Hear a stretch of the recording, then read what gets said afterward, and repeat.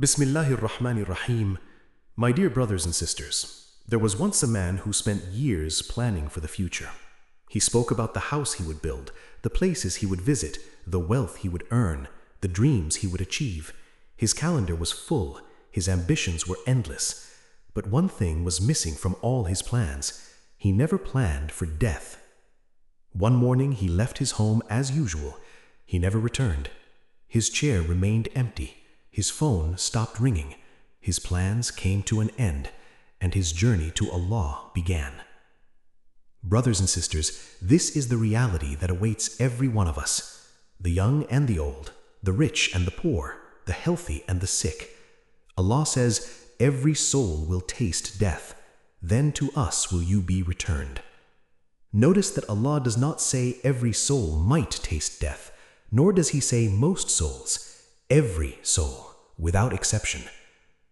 My dear brothers and sisters, death is not the end, it is the beginning of a new life, a life where our deeds accompany us.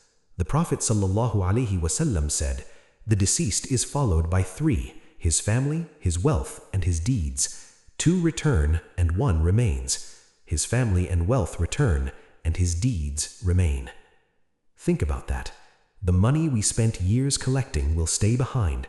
The possessions we loved will belong to someone else. Even those who carry us to the grave will eventually walk away.